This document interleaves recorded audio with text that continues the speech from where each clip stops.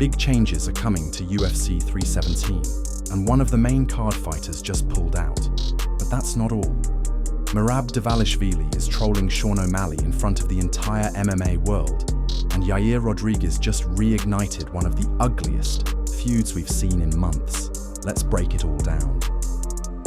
Manel Kape is officially out of UFC 317.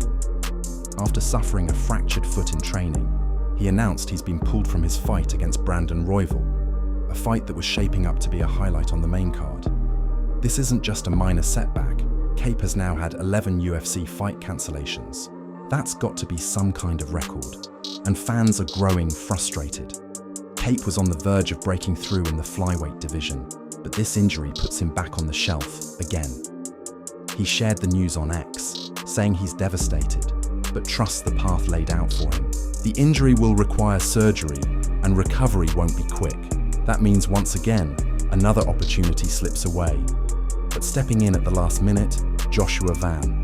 You might recognize the name. He just fought at UFC 316, stopping Bruno Silva via third-round TKO. The man is all gas, no breaks. Now Van gets a massive opportunity against Brandon Royval on short notice, but he's not backing down.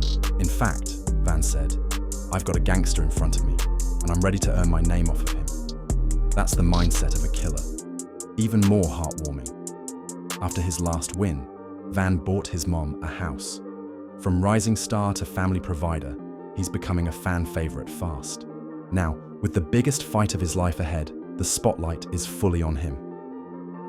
Now let's talk about one of the most unexpected social media punches this week. Merab Dvalishvili just trolled the hell out of Sean O'Malley, and did it with a photo that went viral in seconds. He posted an image of him literally carrying O'Malley like a sack of potatoes during their fight, with Donald Trump, Dana White, and Hunter Campbell watching in the background.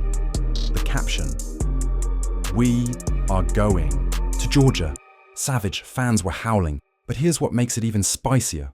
Merab's not just poking fun, he's campaigning hard for a title shot.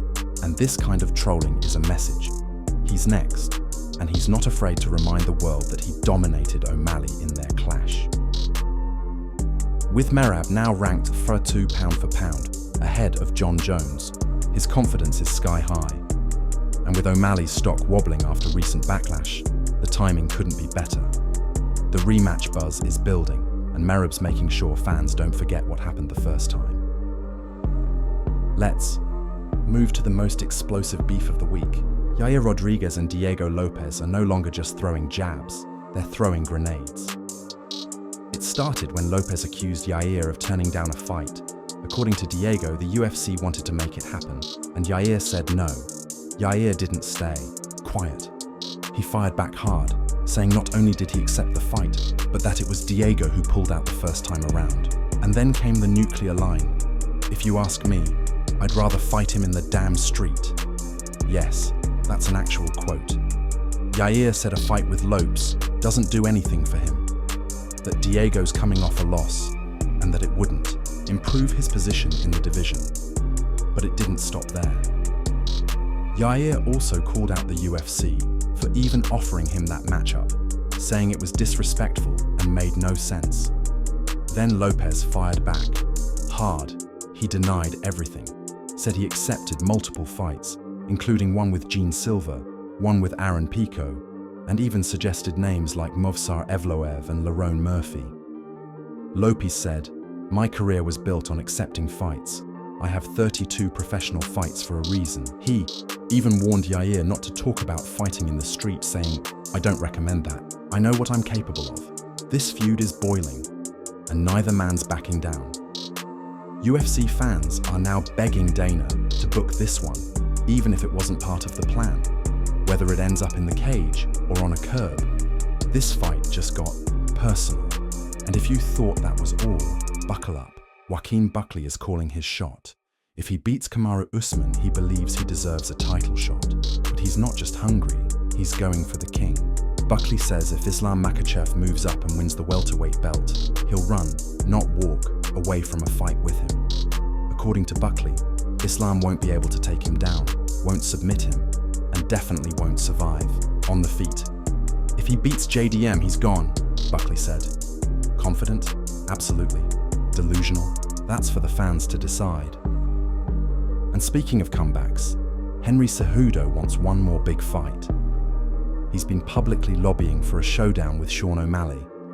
The twist? He says O'Malley has a better chance of beating him than Umar Nurmagomedov. Both men are on losing streaks, but Henry says their shared Arizona roots, similar careers, and unfinished business make it the perfect matchup. If this happens, it might be one of the most strategic fights in recent UFC history, not because of the rankings, but because of the reputations on the line. And on the women's side, Kayla Harrison is back at American Top Team after capturing bantamweight gold. Michael Bisping had nothing but praise, calling her foot sweeps and judo trips an element of surprise no one is ready for. He even warned that Amanda Nunes might struggle with Kayla's skill set. That's a massive statement, and a potential blockbuster matchup in the making. So let's recap. Manel Kape is out, Joshua Van is in, Merab's roasting O'Malley with Olympic-level trolling. Yair and Diego are ready to throw hands, maybe in or outside the cage. Add in Buckley calling out Islam, Cejudo baiting O'Malley, and Kayla shaking up the women's division. And you've got a week of non-stop chaos. The fights aren't just happening in the octagon, they're happening in DMs, in threads, and in the hearts of fans who want to see real rivalries. And with UFC 317 just around the corner, you can bet one thing: the drama, it's only getting started.